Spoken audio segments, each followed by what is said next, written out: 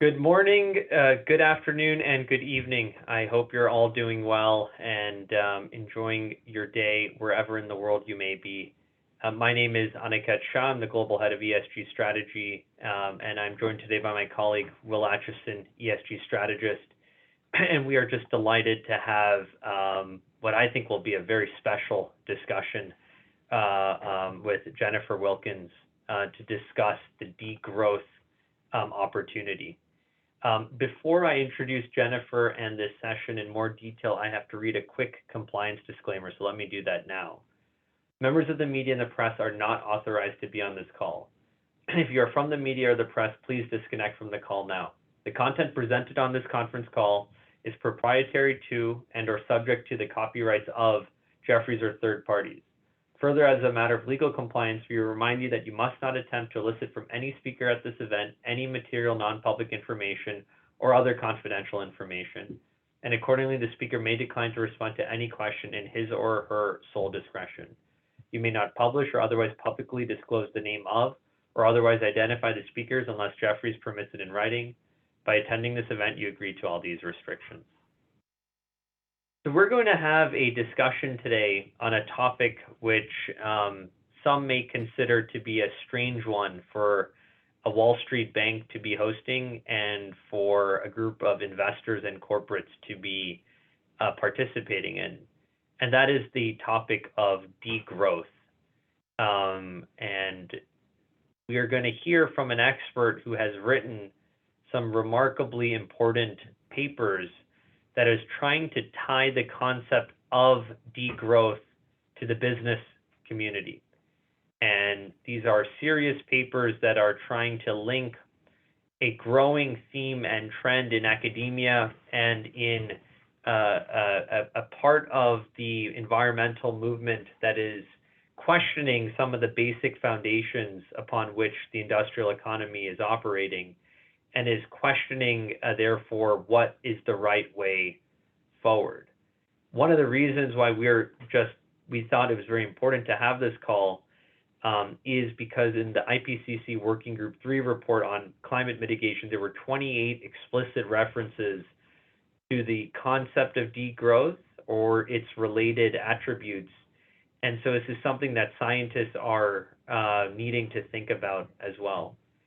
And so we're very happy to have Jennifer Wilkins, who is based in Auckland, New Zealand. She's an independent researcher. She has been working on a whole range of topics throughout her career, but most recently has been focusing on this degrowth topic from an independent and objective lens, trying to understand it and then translate it for a broader audience. Jennifer, we're delighted to have you with us. Thank you. We'll start with the presentation from Jennifer and then go to Q&A. If anyone has a question, just raise your hand and we'll call on you, or just send an email to Will at watchison@jefferies.com or myself at asha14@jefferies.com, and we'll go from there. Jennifer, thank you so much for joining us, and we'll hand it over to you now. Okay, thank you so much. Let me see if I can get my screen here.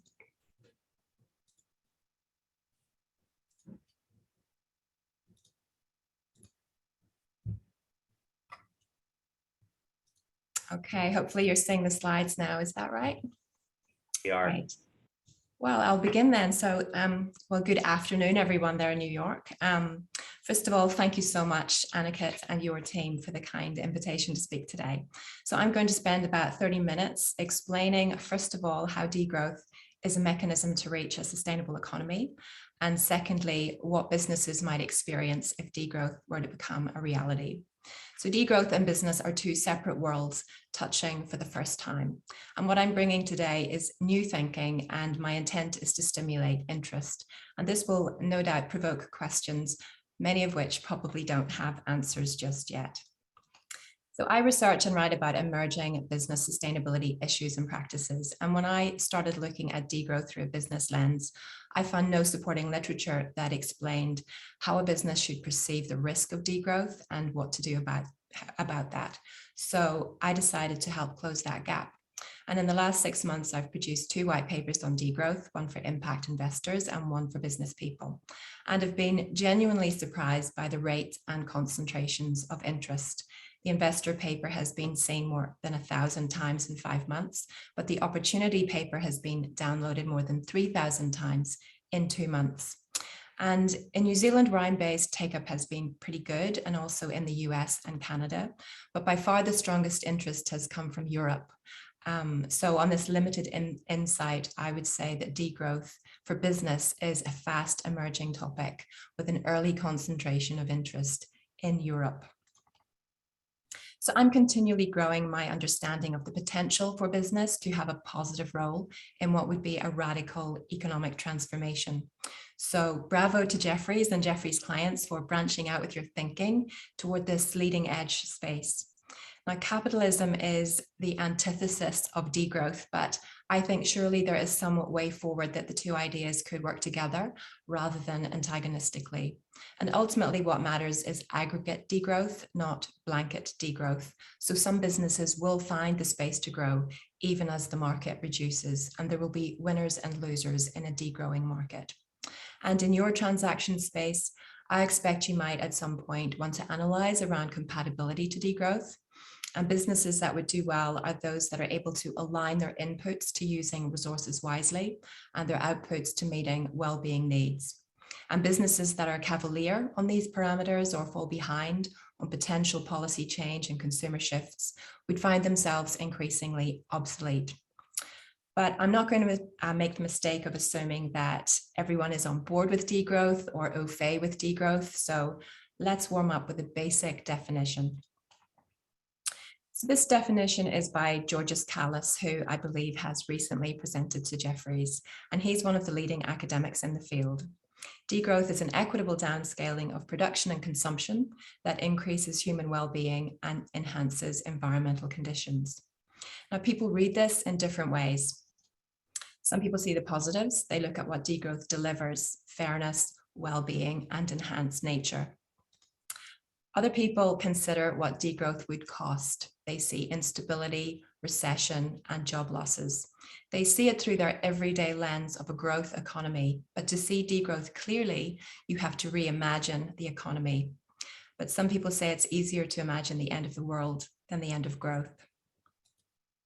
If I asked you to mark on this diagram where you think the economy might be in 2035 and 2050, you might pick a trajectory like this. Because going the other way into degrowth seems ludicrous. But by the end of this presentation, I hope to have convinced you that degrowth is a plausible idea and therefore something that businesses need to be ready for. So this is our agenda for today. We're going to begin by looking at degrowth as a mechanism to reach a sustainable economy, and then we'll look at degrowth as a business change driver. So let's start by establishing what a sustainable economy by 2050 might look like. So many businesses are on a sustainability journey. They promote equality, provide health and safety, and decarbonize their fleet. They reduce waste, care for nature, and donate to their community. But there's no empirical evidence at the global scale that business sustainability has been effective on sustainability issues. This chart shows progress on the UN Sustainable Development Goals between 2015 and 2020. So 5 years into a 15-year agenda out to 2030. And we would expect performance on KPIs to be around 33%. Instead, what we're seeing is a best performance of 8.6% on SDG 9 for industry, innovation, and infrastructure. And across all the other SDGs, performance has been no more than 3%, except for 2 SDGs that are heading backwards. So we're actually regressing on responsible consumption and production and on life on land. And these are devastating results affecting billions of people's quality of life. When you consider all the time, the talent, the money, the effort that goes into sustainability across all sectors, and that it isn't being effective on sustainability issues, you have to conclude that there is something wrong with our current approach. It looks like we aren't going to reach the goals we set in 2015 for 2030. So what do we think we can achieve by 2050? Do we lower our ambitions or do we change our approach?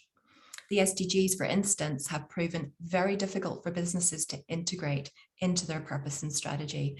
And we must learn from this that reductionist targets have led to ineffective incrementalism. And it might suit business better if we formed a more systemic idea of a sustainable economy by 2050. So the donut economics model, which I'm sure you're all familiar with, describes what is meant by a sustainable economy. It means meeting all the well-being needs in the inner pink circle, energy, water, food, etc., for all people, without overstretching nature across all the Earth systems in the outer pink ring, land conversion, biodiversity loss, and so on, in all places. And I'm sure you're also familiar with planetary boundaries, which set that ecological ceiling through scientifically established limits for Earth systems as they pertain to human safety at the global scale. And some of the biggest transgressions are biosphere integrity, which is the rate of species extinction, and novel entities, which is plastic pollution, and biogeochemical flows, which is fertilizer runoff. And these are interlinked. Fertilizer runoff contributes to species loss and so on. And similar ideas exist for the social foundation too. And the sustainability of an economy can be ascertained at country level. To show some stark contrasts, these are the sustainable economy charts for the US and Afghanistan, showing their overall environmental overshoot and social undershoot. So the US meets its citizens' basic needs, but in doing so, it overshoots considerably on carbon dioxide emissions, material and ecological footprints, and fertilizers. So the US is overshooting on carbon dioxide by a factor of 11 and nitrogen by a factor of 7. The Afghanistan chart is not at the same scale. It's zoomed in to show the detail on human needs. Afghanistan is not succeeding in a number of aspects, such as life expectancy, nutrition, and sanitation, but it's not contributing to global environmental overshoot either, except in its use of fertilizers. So there are huge differences between nations on what they need to do to reach a sustainable economy domestically. But blending across all nations and thinking systemically, a sustainable global economy by 2050 would perhaps provide well-being for 10 billion people, address nature loss as a priority, and transition us responsibly to renewable energy as a key part of addressing climate change. And we can use these systemic dimensions of well-being, nature, and energy to analyze some hypothetical future approaches to reaching sustainability, such as green growth and degrowth. Before we analyze them, let's describe the foundations of these two hypotheses. Here's a visual representation of the pillars of sustainable development and an illustration of the vectors of green growth. Now, sustainable development and green growth work together to build a sustainable growth economy. The agenda has 3 co-equal pillars visualized in overlapping circles. And this visualization suggests that only small segments of the environment, society, and the economy will become sustainable at first, but the overlapping area could grow larger. But the implication is that broad unsustainability is permissioned to a large, though diminishing extent, for an undetermined length of time into the future. So green growth is a plan to improve human well-being by growing a sustainable economy, and this would happen in 2 ways. First, decoupling growth from nature loss through improving efficiencies in the use of resources and by lessening impacts on ecosystems. And this is shown by the brown arrow, which sort of flattens out over time because nature loss is set to slow down as economic growth continues. And second, decoupling growth from climate change through developing the renewable energy sector, electrification of industry, buildings, and transport, and then carbon dioxide removal later in the century. And this is shown by the green arrow, which declines over time because climate change is set to slow down and then reverse as economic growth continues. So many people take sustainable development for granted as the only approach to sustainability and green growth as the obvious delivery mechanism. But there is another way to imagine a sustainable economy. The circles on the right show how ecological economists see a sustainable economy. Society lives within the environment and the economy is part of society. And the difference between these 2 models is the ambition for the extent to which the economy would become sustainable. On the left, it is partially sustainable, which is realistic. And on the right, it is wholly sustainable. And of course, that is idealistic and would require a radical economic transformation from where we are today. Ecological economists believe the current economy has swollen to a much larger size than society needs and that the environment can tolerate. And they say we need to shrink parts of our economy, and the mechanism to do that is degrowth. The degrowth plan is to slow down, stop, and reverse nature loss and climate change, the green and brown arrows, by reducing industrial throughput, the blue arrow, because industrial throughput correlates with environmental degradation.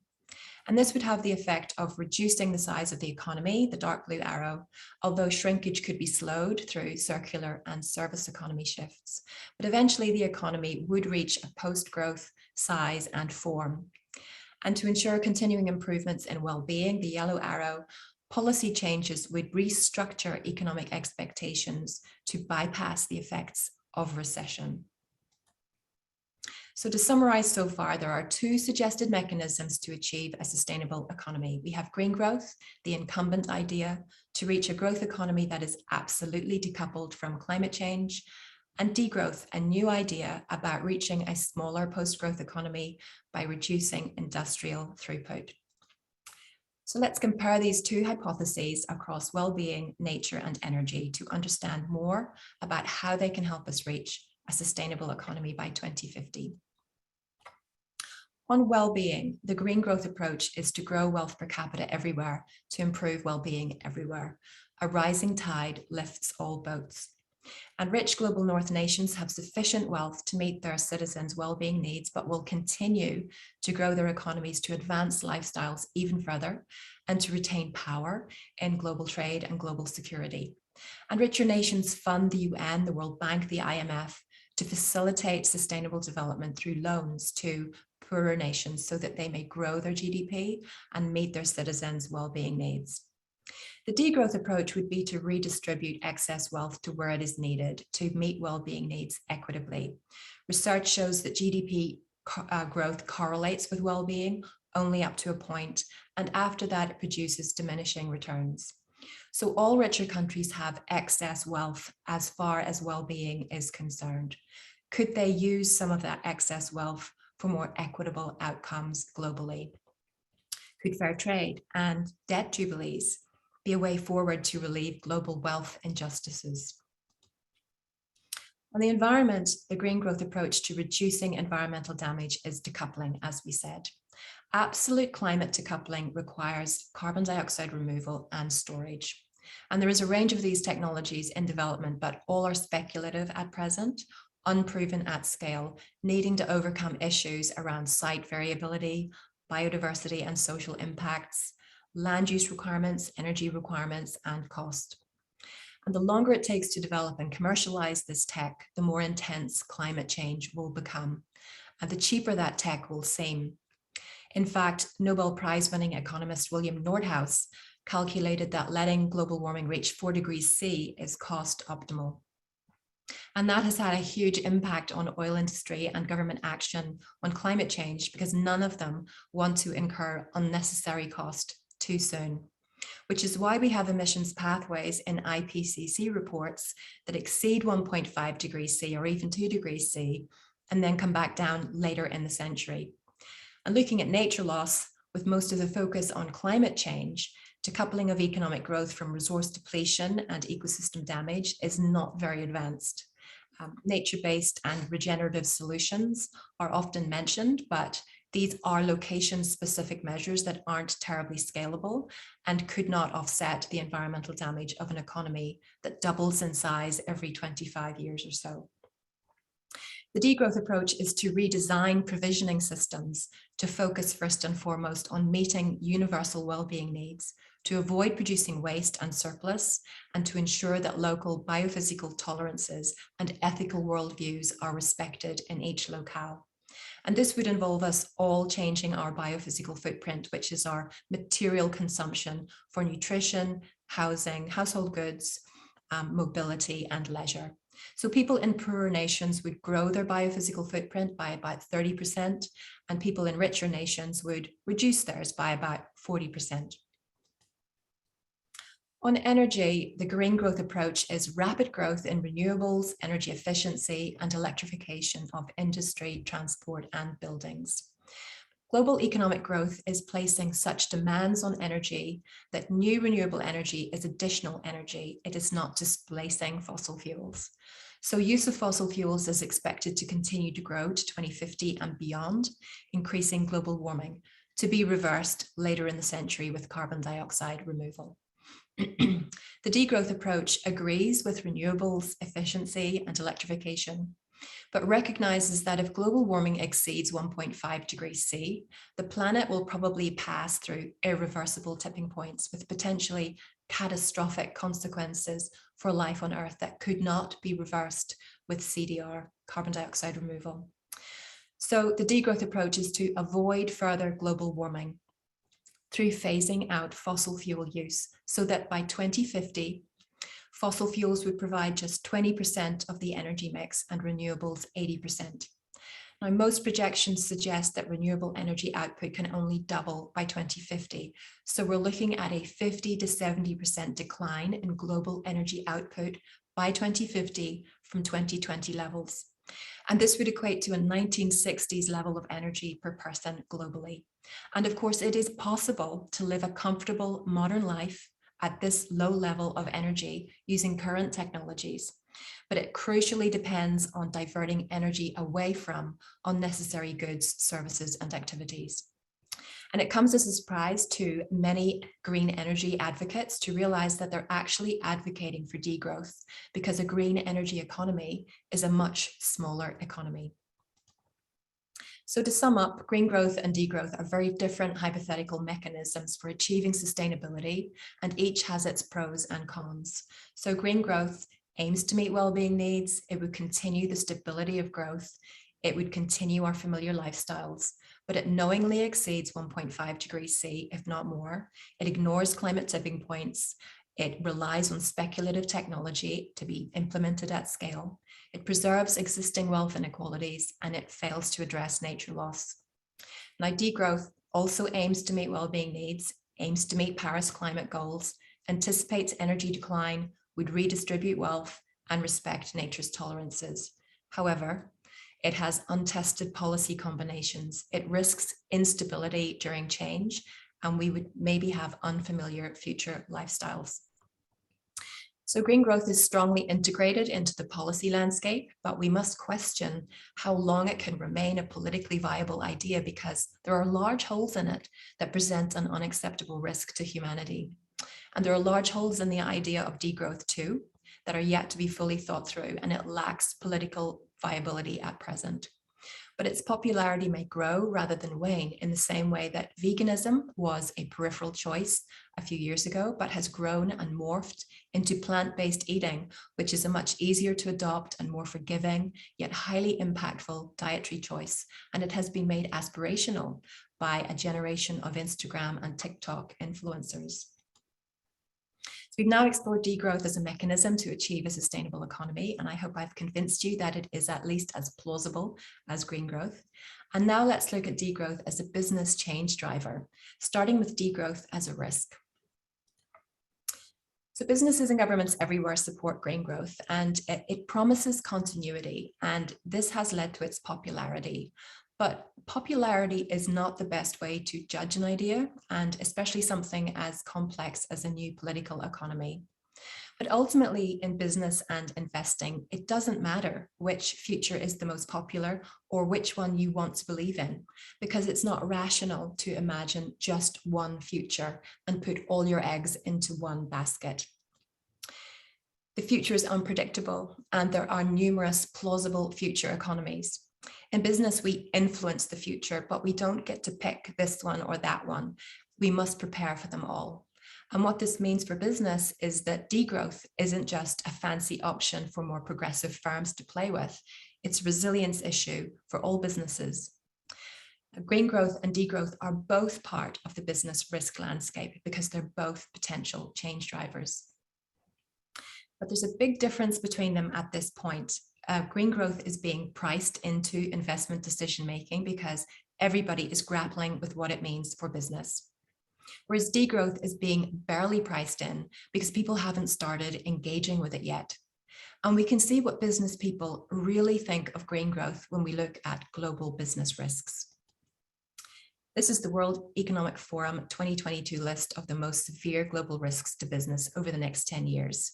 And just looking at the top 5 and bearing in mind that green growth assumptions are ubiquitous. Climate action failure, risk number 1, extreme weather, risk number 2, biodiversity loss, risk number 3. This is evidence that business people think green growth isn't going to work. The 4th and 5th risks are societal, the erosion of social cohesion and livelihood crises, perhaps driven by these looming environmental catastrophes, which could result in inflation and recession. This list reflects a global business community that is petrified of green growth failure. And it also tells us that the business imaginary has not yet expanded to accept a positive opposite to green growth. Degrowth does 2 things. It holds green growth to account for its shaky promises, and it offers a positive alternative. During the pandemic lockdowns around the world, reducing economic throughput instantly reduced emissions. They dropped 6.4% in 2020, although many countries went into recession. Degrowth calls for reduced throughput as climate action, but it seeks to avoid recession through societal buffers. It specifically aims for social cohesion through collaboration and sharing, and it aims to protect livelihoods through job sharing and job guarantee schemes and universal basic income. And my point here is that degrowth thinkers are innovating in these risk areas and are not blind to the need to develop comprehensive solutions. And I think the world needs more people to be interested in degrowth, not to support it unequivocally, but to scrutinize and help develop it, because we shouldn't put all our eggs in the one basket.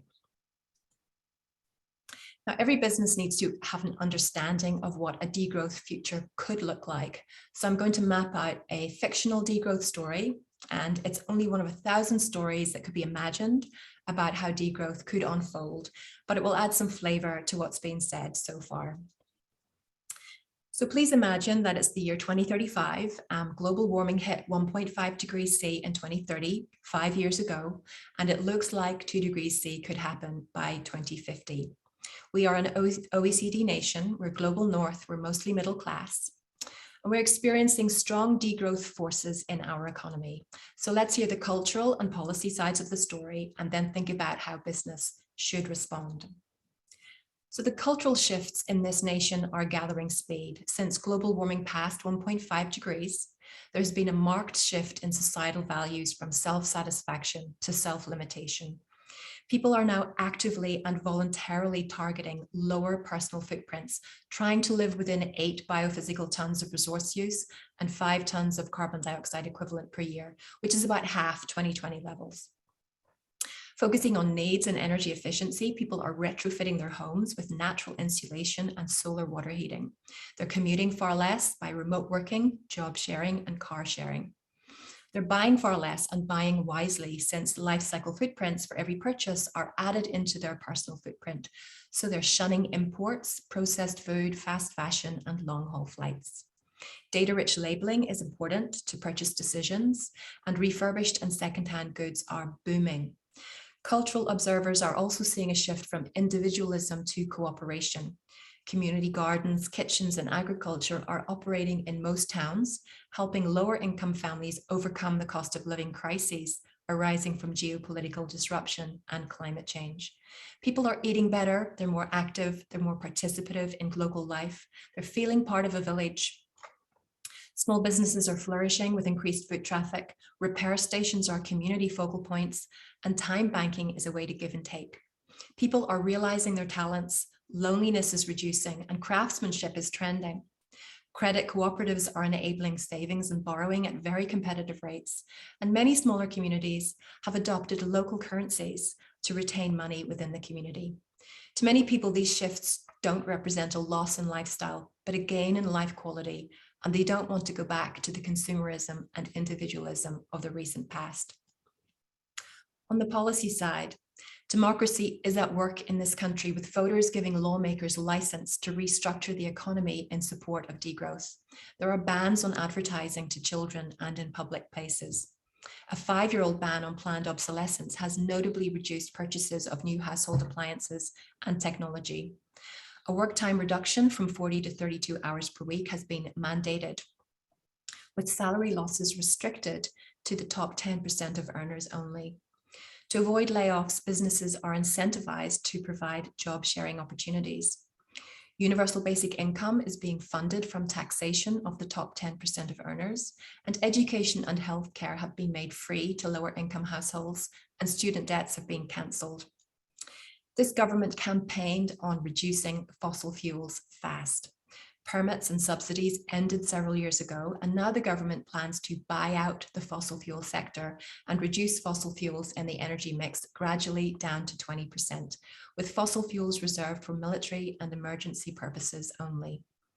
Industry, buildings, and transport are adjusting to be able to run on 50% less energy by 2050. Insulation and low energy household heating and water systems qualify for grants. And the infrastructure budget is being invested in active mobility, environmental rehabilitation, building retrofits, and renewable energy projects. A government-funded job guarantee scheme is improving the pace of change on infrastructure, and GDP has been abandoned as an economic metric, replaced with a mix of well-being, prosperity, and environmental indicators. So degrowth is a force for change that can squeeze business from several directions. And how should business respond? So degrowth is a potential major change in the business context. It is both a risk and an opportunity. And the response to uncertain change is to build resilience. So businesses need to build degrowth resilience. And there are two key types of resilience: adaptation, as the change materializes, and as change continues, transformation, to become part of the change itself. In socio-ecological systems, which is what businesses are, adaptive capacity is associated with storing knowledge and building experience. So how do you build experience to something that hasn't yet happened? Well, you play out plausible futures through scenario building, and you assess how the business model and strategy would hold up. So I recommend to businesses that they combine degrowth elements into their climate scenario narratives. And a way of doing this is to consider plausible degrowth changes, as we've just done in that story, that would impact greenhouse gas emissions, such as work time reduction, plant-based eating, advertising ban, and active mobility. And these changes could be orderly changes over a longer period, or disorderly changes that happen rapidly at a later time. So degrowth can fit into any number of climate scenario narratives. As a result of building that story, businesses may want to take a first step into preparing for degrowth. So I recommend to businesses that they make no regrets decisions that would make sense whether or not degrowth materializes. For instance, diversifying channels for reaching potential customers would make sense whether an advertising ban was to come into effect or not. And another approach is to build optionality into decision-making so that future directions are left open, although some may have a greater opportunity cost than others. So choosing technology options that can be disaggregated so that parts of the business can be separated off in future, and redefining the purpose of the corporation if the jurisdiction allows it, to include social, environmental purpose, to enable the directors to make decisions with regard to sharing value with key stakeholders who are not shareholders. Well, transformation is even more powerful than adaptation. It includes transforming the business to be degrowth compatible, and even further, being a driver of degrowth change to alter the business context to the firm's own advantage. And things that can help a business become degrowth compatible include localizing the supply chain to reduce material footprints, shifting to a more distributive ownership, such as employee cooperatives, designing products for durability with modularity, easy repairability, and standard connections.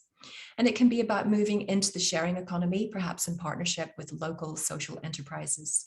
It's also about respecting local environmental tolerances.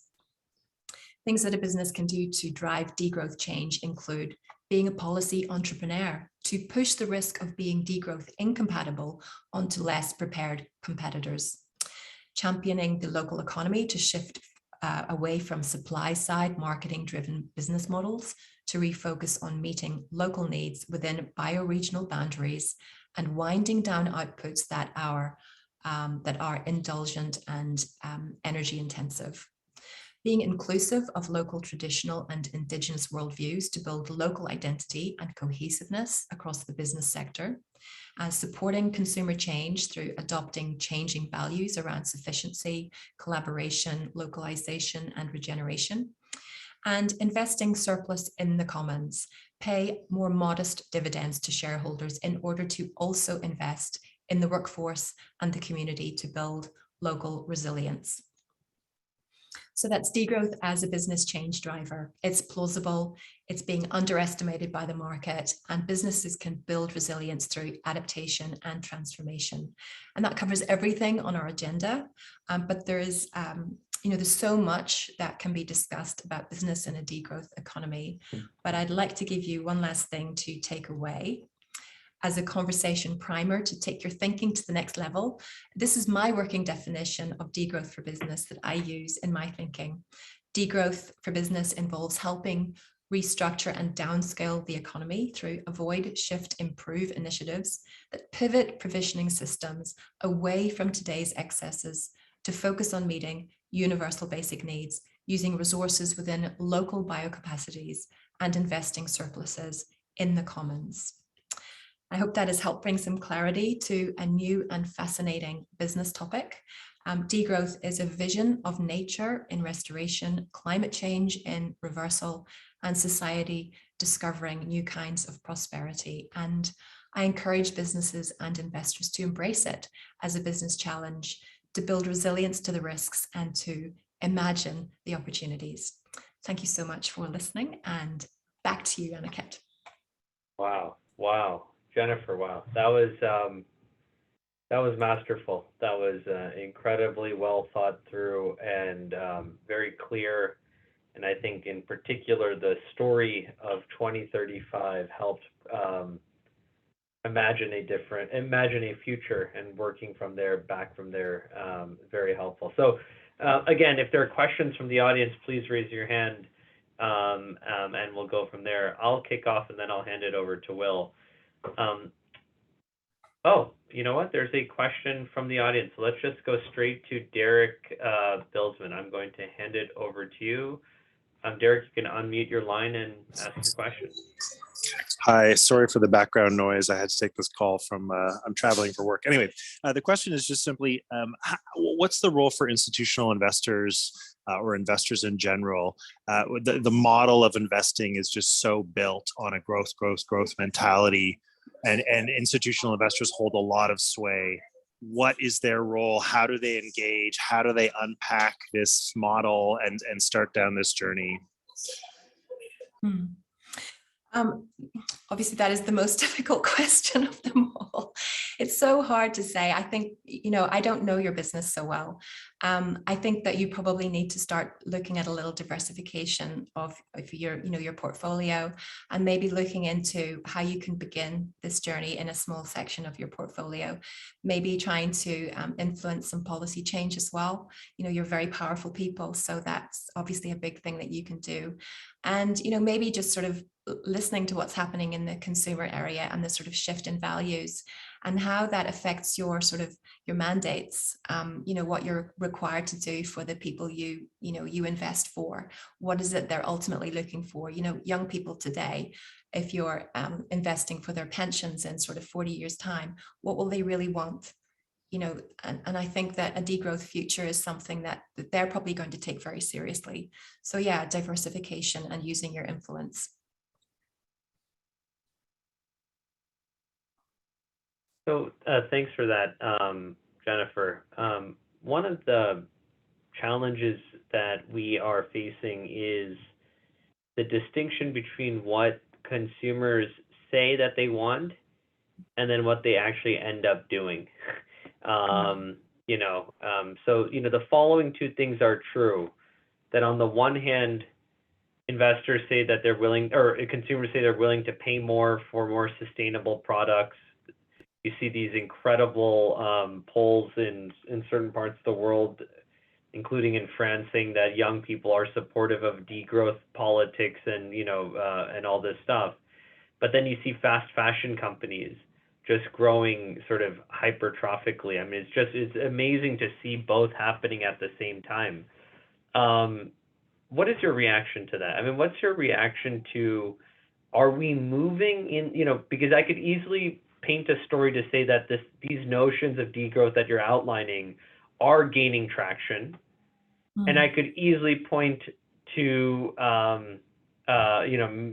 make a story that, in fact, the world is moving in the opposite directions. How do you think about that, about which way the world is actually moving?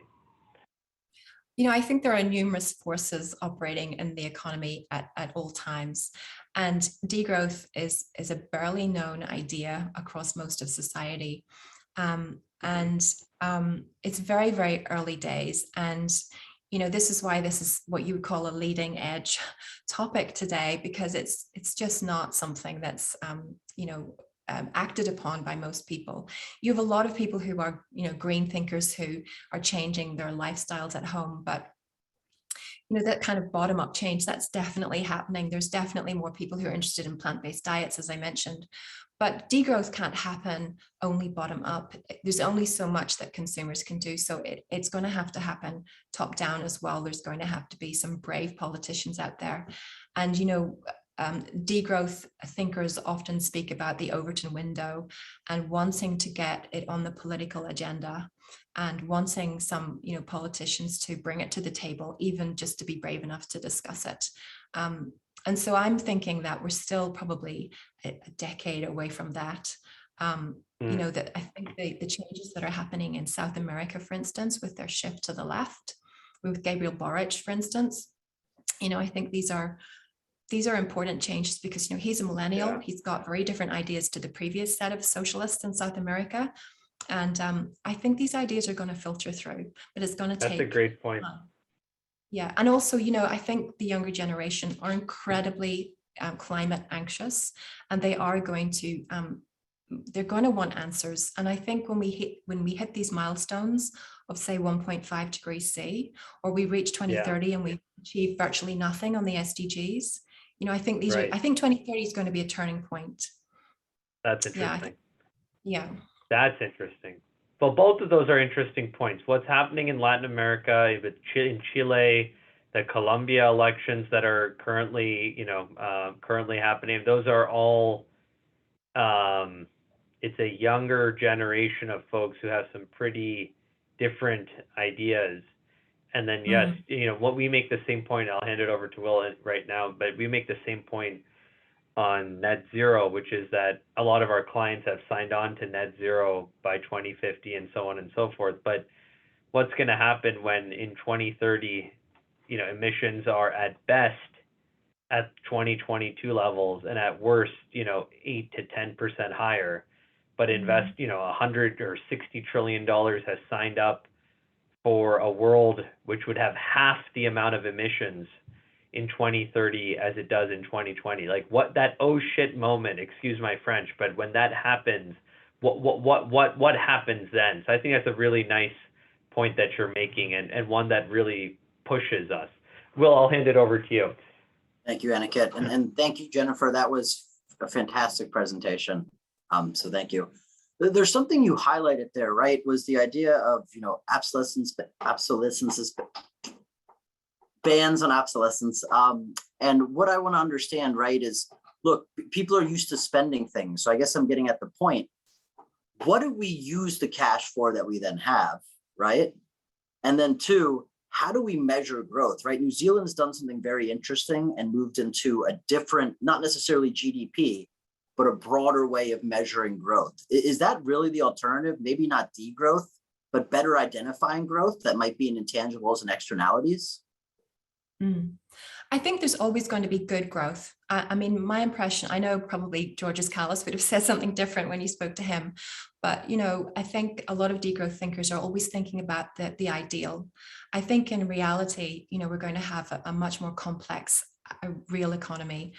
There's always going to be areas of growth. And, you know, the well-being approach in New Zealand looks at a range of metrics that, you know, will tell us whether our economy is working for society and for the environment, as well as, you know, making sure we've got enough wealth in our country.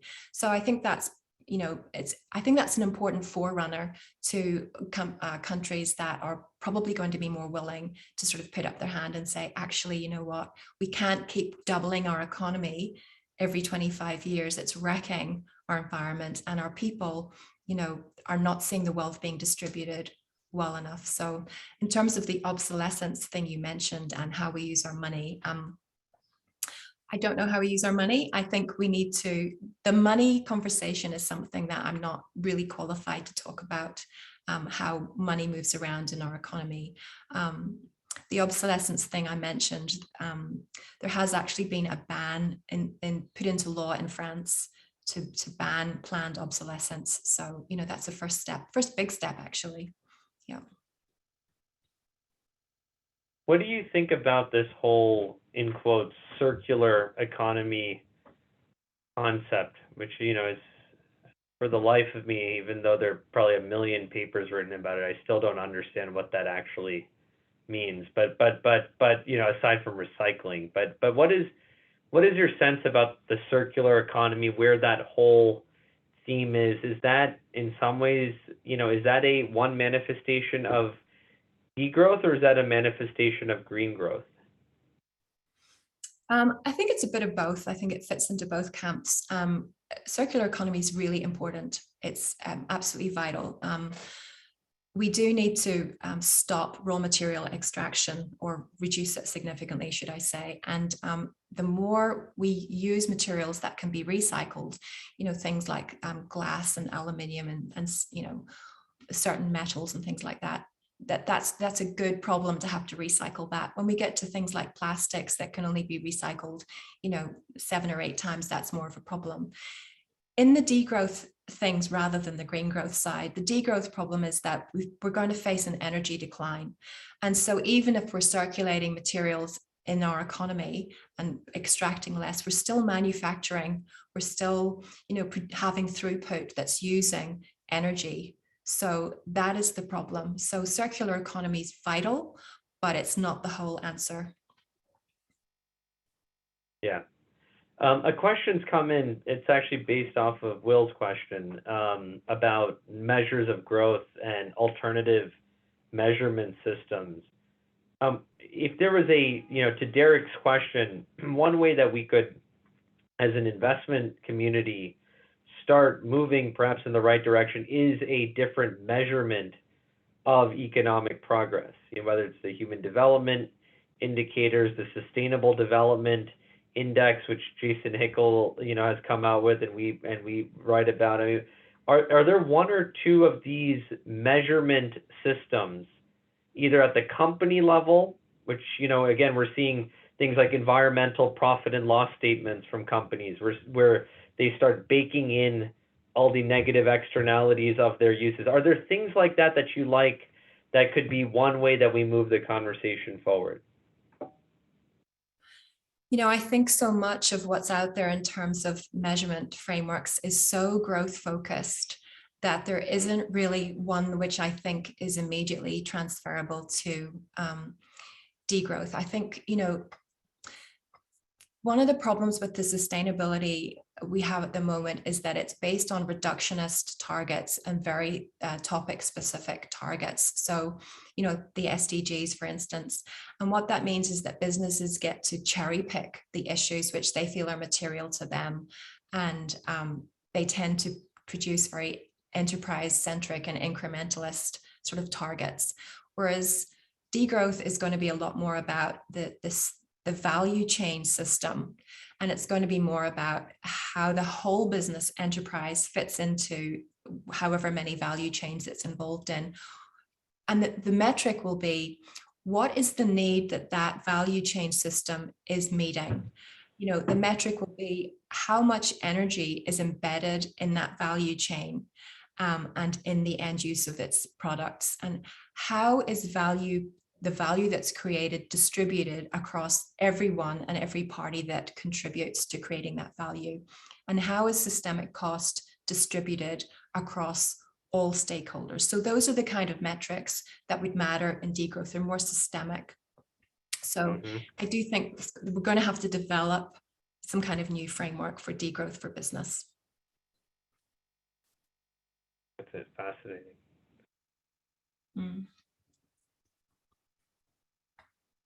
So if I could lean in quickly and just get your opinion on something, cognizant that you're not necessarily an investor. Look, if we don't have necessarily growth, then my cash flows in the future should be lower risk, correct?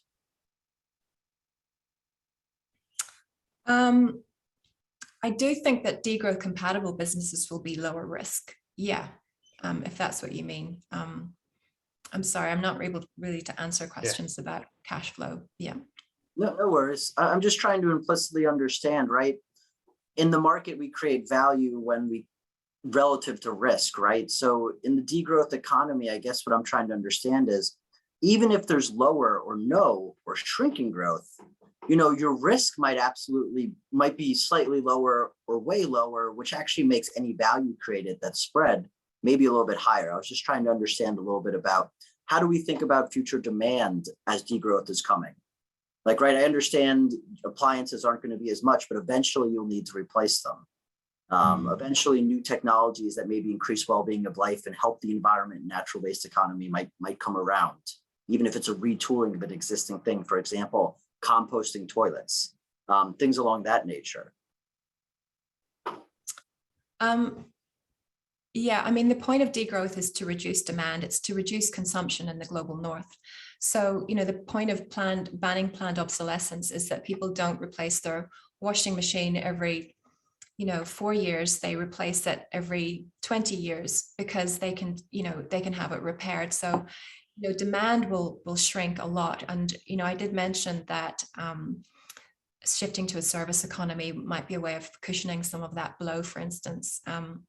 There will always be growth in the market as well, because there's going to be a lot of startups. I think degrowth is going to be an environment where innovation is really important. And I think there's probably going to be a lot of turnover in businesses that aren't able to meet needs effectively and efficiently using resources. So, I think there's going to be a lot of opportunity for investment, but I do think that part of that is sort of a quick turnover in terms of when a new business has reached a certain economy of scale, that investors exit that and give it, not give it, but hand it over in some investment form to a new set of stakeholders. Yeah. Jennifer, just one of the things on that point, you mentioned this avoid, shift, and improve initiatives, and we have actually been trying to get Felix Kreutzig on a similar call to talk about his paper in Nature around demand side solutions to climate mitigation.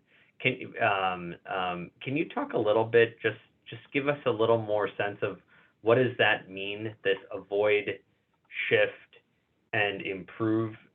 What is that framework? I think it's a very simple framework in some ways, at least from a communication perspective, and there's a lot of interesting science and empirics behind it, but that would be very helpful. Yeah. So avoid, shift, and improve is an IPCC framework, and they used that for the first time in their working group 3 paper that came out in April, which was about mitigation.